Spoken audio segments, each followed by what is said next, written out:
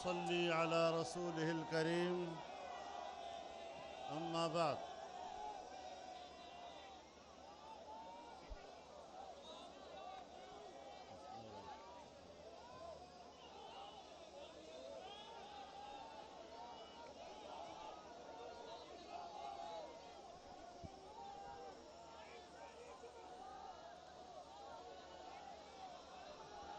Stage پر موجود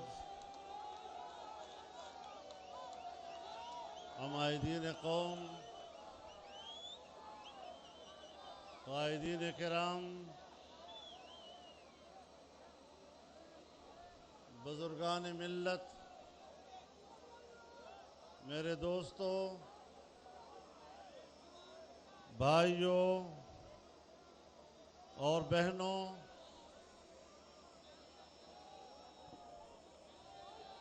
میں سب سے پہلے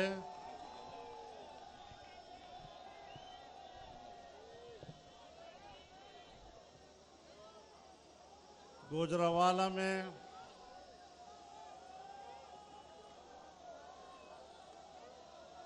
پاکستان ڈیموکریٹک موومنٹ کے زیر انتظام منعقدہ اس عظیم الشان اجتماع کی میزبانی پر پاکستان مسلم لیگ نون کو ان کا شکریہ ادا کرتا ہوں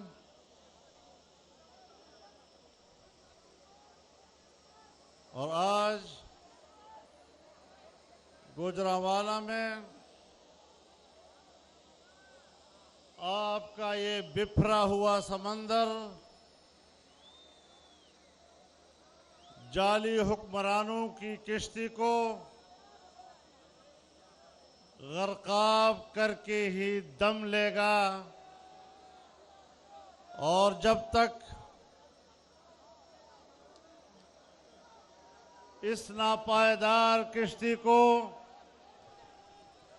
غرقاب نہیں کیا جائے گا، یہ موجزن اور ٹھاٹھے مارتا ہوا سمندر اب تھمے گا نہیں۔ میرے دوستو، گوجرانوالہ پہلوانوں کا شہر ہے۔ پہلوان اب اکھاڑے میں اتر چکے ہیں اور آپ کو پچھاڑنا آتا ہے، پچھڑنا نہیں آتا۔ انشاءاللہ العزیز جعلی حکمران اب ایک ٹمٹماتا ہوا چراغ ہے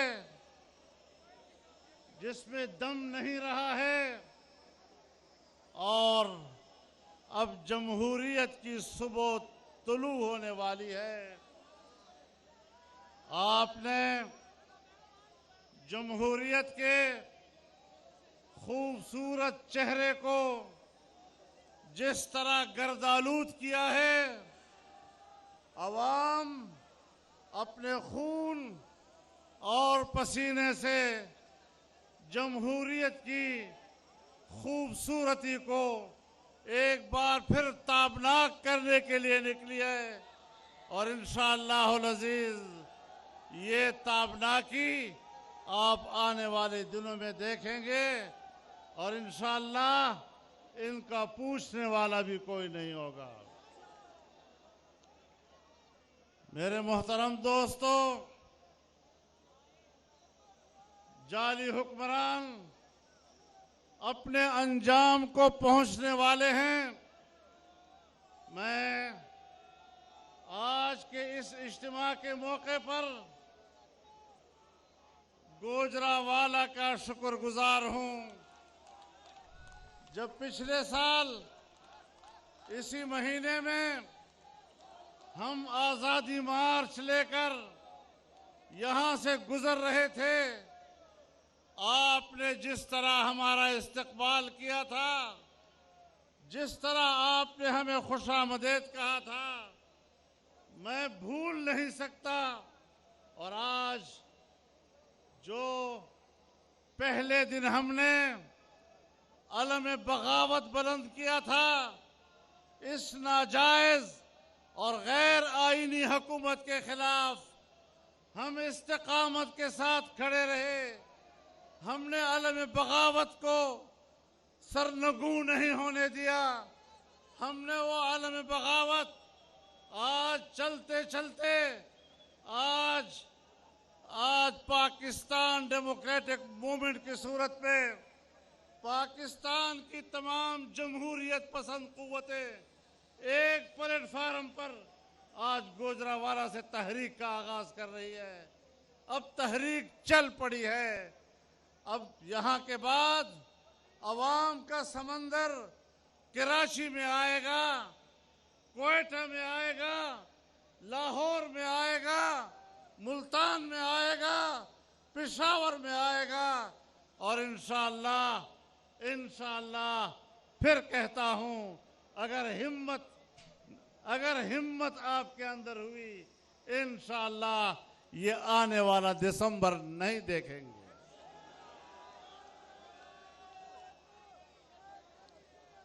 اب ان کے اوسان خطا ہو چکے ہیں، ان کی ہمت جواب دے چکی ہے. اور آج جہاں وہ کہتے ہیں کہ پارلیمنٹ میں ہماری اکثریت ہے، جہاں یہ لوگ پارلیمنٹ میں اپنی اکثریت کے دعوے دار ہیں، آج کے دن 15 ممبران اپوزیشن نے جعلی حکمران کو ایوان سے بھگایا ہے. ان کی اکثریت اس کے کام نہیں آئی ہے، اس کی اکثریت اس کو سہارا نہیں دے سکی ہے. میں یہ بھی کہہ دینا چاہتا ہوں کہ اگر یہ سلیکٹڈ ہیں تو کوئی تو سلیکٹر بھی ہے. اب سلیکٹر کہے کہ میرا نام نہیں لینا، کیسے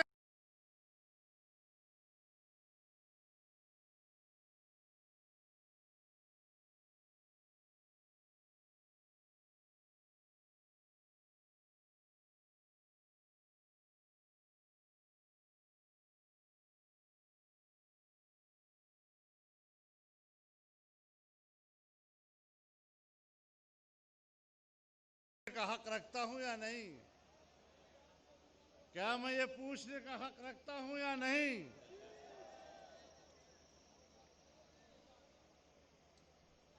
کہ اپنے سلیکٹرز کی کارکردگی پر، اپنے سلیکٹڈ کی کارکردگی پر اس کے سلیکٹرز شرمندہ ہیں یا ابھی بھی اس کی کارکردگی پہ نازاں ہیں؟ ہم کہاں کھڑے ہیں؟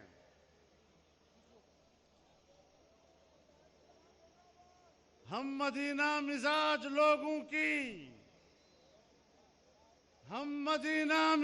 لوگوں کی زندگی کٹ رہی ہے کوفے میں.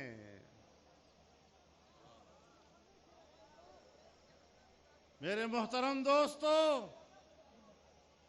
جب آل پارٹیز کانفرنس ہوئی تو انہوں نے جواب میں کہا کہ آج انڈیا بڑا خوش ہے. پاکستان کی سیاسی جماعتوں کے اتحاد سے انڈیا بہت خوش ہے. میں کہتا ہوں جب تم نے کشمیر کو انڈیا کے ہاتھوں بیچا، انڈیا نے تو اس دن عید منائی تھی، انڈیا نے تو اس وقت بغلے بجائی جب اس نے کشمیر پر قبضہ کیا، اور تم نے خاموشی سے اس کو قبول کر لیا تھا.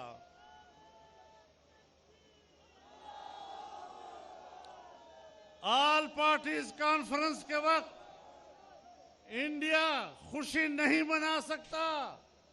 انڈیا نے اس دن خوشی منائی تھی جب پاکستان میں عام انتخابات میں دھاندلی کی گئی تھی.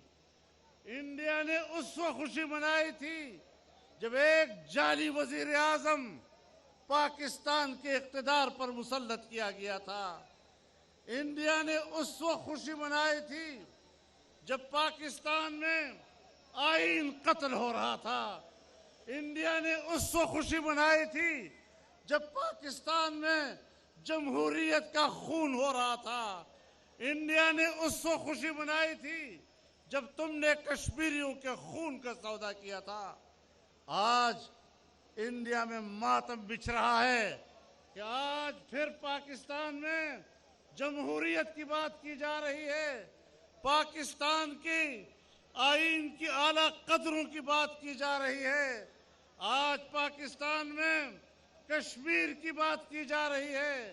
اور میں کہنا چاہتا ہوں کہ آپ نے گلگت بلتستان کو صوبہ بنانے کی بات کی ہے، آپ جتنے حقوق دیں، گلگت بلتستانی کو ہم پاکستانی سمجھتے ہیں، لیکن اگر ہم نے اس طرح گلگت بلتستان پر قبضہ کیا اور اس کو پاکستان کا 5واں صوبہ بنایا، آپ بتائیں کہ جو کچھ ہندوستان نے کشمیر کے ساتھ کیا ہے، کیا تم اس کا جواز فراہم نہیں کرو گے؟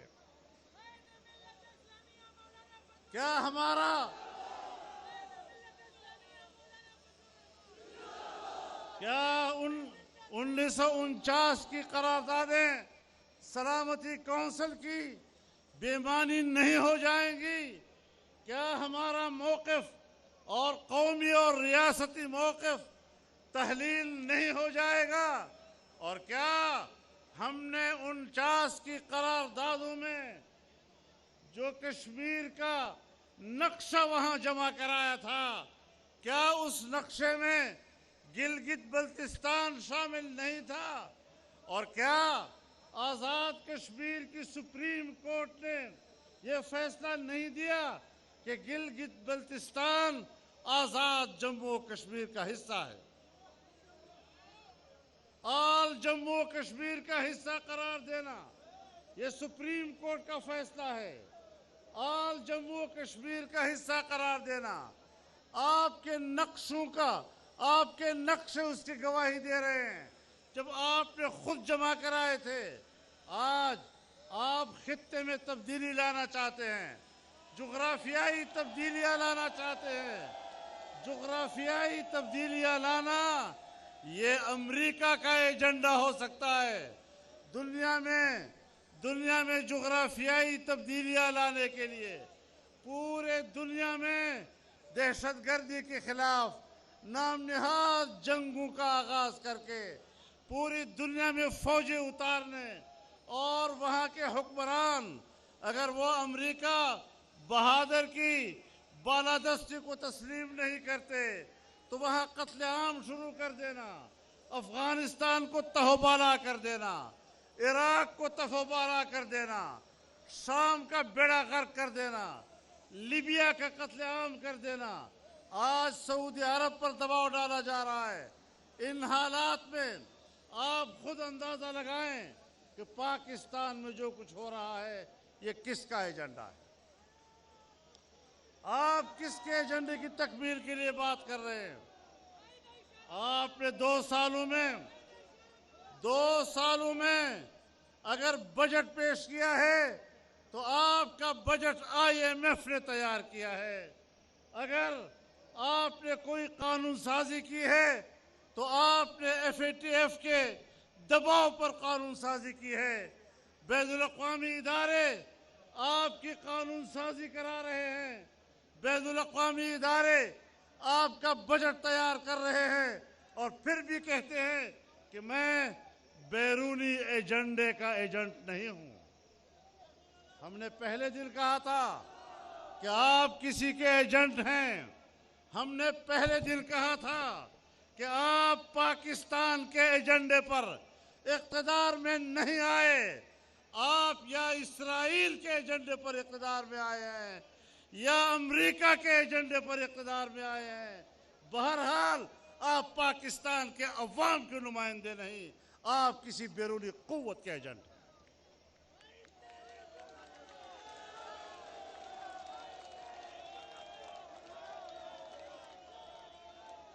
میرے محترم دوستو، اب ہمیں یہ سیاست ختم کرنی ہوگی۔ آزادی آزادی ہے۔ میں اپنی تاریخ کے ان اسلاف سے نسبت رکھتا ہوں جنہوں نے بر صغیر کی آزادی کے لیے قربانیاں دی تھیں، پھانسیوں پہ چڑھے تھے، آگ میں کودے تھے، خون کے دریا سے گزرے تھے۔ پاکستان کو غلام نہیں بننے دیں گے۔ پاکستان کو آزاد ریاست کے طور پر دیکھنا چاہتے ہیں۔ ہم پاکستان کے اداروں کا احترام کرتے ہیں۔ فوج سے ہماری کوئی لڑائی نہیں، فوج ہمارا ادارہ ہے، لیکن اگر آپ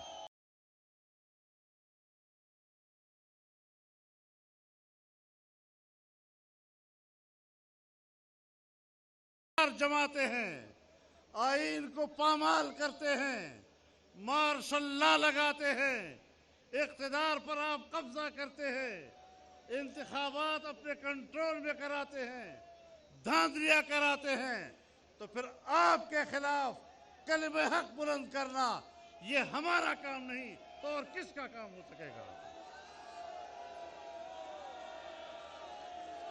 ہم پاکستان کی سیاست کو اس طرح مقید نہیں دیکھنا چاہتے۔ ہم پاکستان کی سیاست کو کسی کے ہاتھوں یرغمال نہیں دیکھنا چاہتے۔ ہم پاکستان کی سیاست کو قوم کے ہاتھوں دینا چاہتے ہیں۔ ووٹ پاکستان کے عوام کا حق ہے، یہ حق چھینا گیا ہے، اس حق پر ڈاکہ ڈالا گیا ہے۔ ہم قوم کے اس حق کو عوام تک پہنچانا چاہتے ہیں۔ اس کے لیے عوام کو میدان میں آنا ہوگا۔ میرے محترم دوستو، میرے قائدین نے بڑی صراحت کے ساتھ پاکستان کی معیشت پر تفصیلی بات کی ہے۔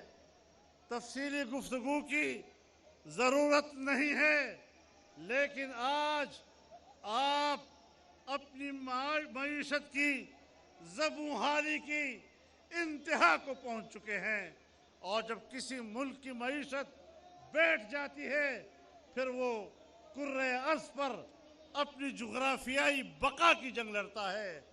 اگر سوویت یونین اپنی معیشت کی تباہی کے نتیجے میں آج کرۂ ارض کے نقشے پر نہیں ہے تو پاکستان اتنا طاقتور نہیں کہ وہ اپنے وجود کو برقرار رکھ سکے۔ آؤ پوری قوم اکٹھی ہو، تمام جماعتیں ایک صف پہ کھڑی ہوں، ہم آپس میں اختلاف کریں گے لیکن ملک ایک ہے، اس ملک کو بچانا ہے۔ آئین ایک ہے، اس آئین کو بچانا ہے۔ جمہوریت پہ اتفاق ہے، اس جمہوریت کو بچانا ہے۔ پاکستان کا اسلامی تشخص، اس پر کوئی اختلاف نہیں۔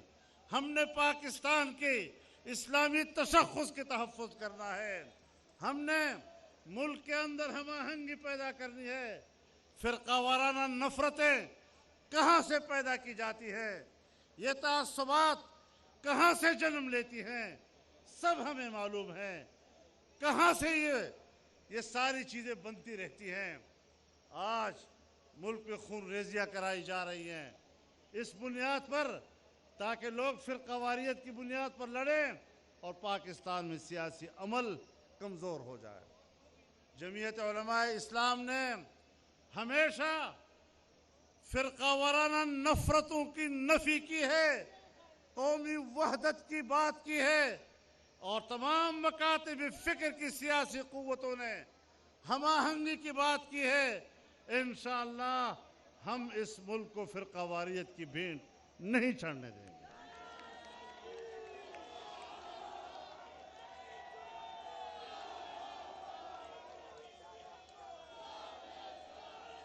میرے محترم دوستو، آج اس موقع پر میں آپ کے سامنے یہ بات بھی لانا چاہتا ہوں، مزید تفصیل بھی لیں گے، لیکن آج اس جعلی حکمران کی اسمبلی میں ایک نئی قانون سازی کی جا رہی ہے کہ ہماری جو ساحلی علاقے ہیں اور سمندری حقوق ہیں اس کو صوبوں کے اختیار سے باہر کر دیا جائے اور وفاق کے قبضے میں دیا جائے۔ یہ 18ویں ترمیم کی روح کے خلاف ہے، یہ پاکستان کے آئین کی روح کے خلاف ہے، اور انشاءاللہ اس مسئلے پر پی ڈی ایم ایک متفقہ موقف دے گا انشاءاللہ۔ یہ ملک عوام کا ہے، ہر صوبے کے عوام اپنے صوبے کے وسائل کے مالک ہیں، اور اپنے صوبے کے وسائل کے مالک وہاں کے عوام اور ان کے بچے ہیں۔ ہم کسی کو یہ حق دینے کے لیے تیار نہیں کہ وہ کسی صوبے کے وسائل پر قبضہ کرے اور وہاں کے بچوں کو ان کے حق سے محروم کرے۔ انشاءاللہ یہ جدوجہد جاری رہے گی، یہ سلسلہ جاری رہے گا۔ تحریک اب چل پڑی ہے اور اب نہ رکے گی نہ تھمے گی۔ ہاں اس وقت تھمے گی جب اس ملک میں آئین کی بالادستی ہوگی، سیاست میں اداروں کی مداخلت ختم ہوگی، ادارے اپنے جرم کو تسلیم کر لیں، قوم سے